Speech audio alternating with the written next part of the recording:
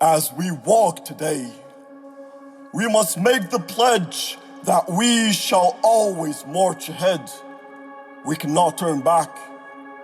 There are those who are asking the devotees of civil rights, when will you be satisfied? We can never be satisfied as long as the Negro is the victim of the unspeakable horrors of police brutality. We can never be satisfied. As long as our bodies, heavy with the fatigue of travel, cannot gain lodging in the motels of the highways and the hotels of the cities. We cannot be satisfied. As long as the Negro's basic mobility is from a smaller ghetto to a larger one. We can never be satisfied as long as our children are stripped of their selfhood and robbed of their dignity by signs stating, for whites only. We cannot be satisfied. As long as a Negro in Mississippi cannot vote and a Negro in New York believes he has nothing for which to vote. No, we are not satisfied. And we will not be satisfied until justice rolls down like waters and righteousness like a mighty dream. And I am not unmindful that some of you have come here out of great trials and tribulations. Some of you have come fresh from narrow jail cells. Some of you have come from areas where your quest for freedom left you battered by the storms of persecution and staggered by the winds of police brutality. You have been the veterans of creative suffering. Continue to work with the faith that unearned suffering is redemptive.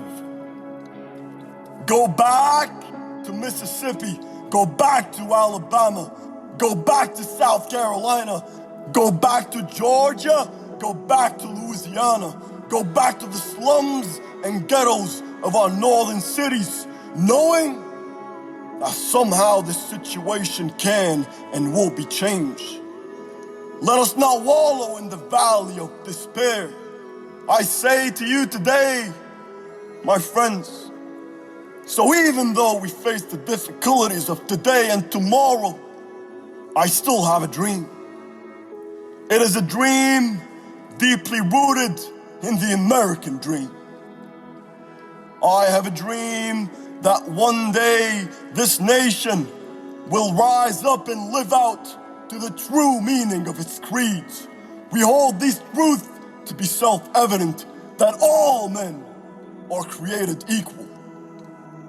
I have a dream that one day on the red hills of Georgia, the sons of former slaves and the sons of former slave owners will be able to sit down together at the table of brotherhood.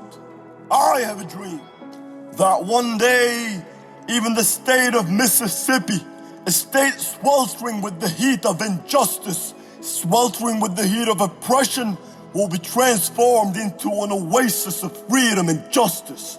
I have a dream that my 4 little children will one day live in a nation where they will not be judged by the color of their skin, but by the content of their character.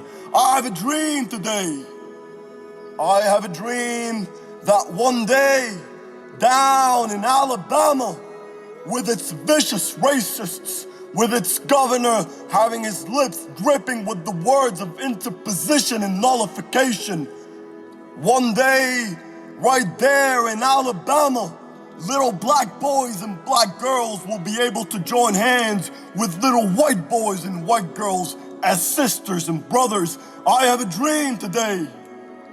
I have a dream that one day every valley shall be exalted, every hill and mountain shall be made low, the rough places will be made plain, and the crooked places will be made straight, and the glory of the Lord shall be revealed, and all flesh shall see it together. This is our hope. This is the faith that I go back to the South. With this faith, we will be able to hew out of the mountain of despair a stone of hope. With this faith, we will be able to transform the jangling discords of our nation into a beautiful symphony of brotherhood.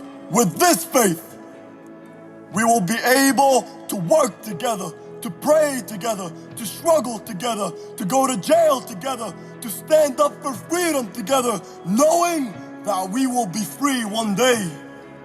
This will be the day when all of God's children will be able to sing with a new meaning. My country, this of thee, sweet land of liberty, of thee I sing. Land where my fathers died, land of the pilgrim's pride. From every mountainside, let freedom ring. And if America is to be a great nation, this must become true. So let freedom ring. From the prodigious hilltops of New Hampshire, let freedom ring from the mighty mountains of New York. Let freedom ring from the heightening Alleghenies of Pennsylvania. Let freedom ring from the snow-capped Rockies of Colorado. Let freedom ring from the Caribbean slopes of California. But not only that, let freedom ring from Stone Mountain of Georgia. Let freedom ring from Lookout Mountain of Tennessee. Let freedom ring from every hill and molehill of Mississippi, from every mountainside. Let freedom ring. And when this happens, when we allow freedom to ring, when we let it ring from every village and every hamlet, from every state and every city, we will be able to speed up that day when all of God's children, black men and white men, Jews and Gentiles, Protestants and Catholics, will be able to join hands and sing in the words of the old Negro spirit, free at last, thank God Almighty, we are free at last.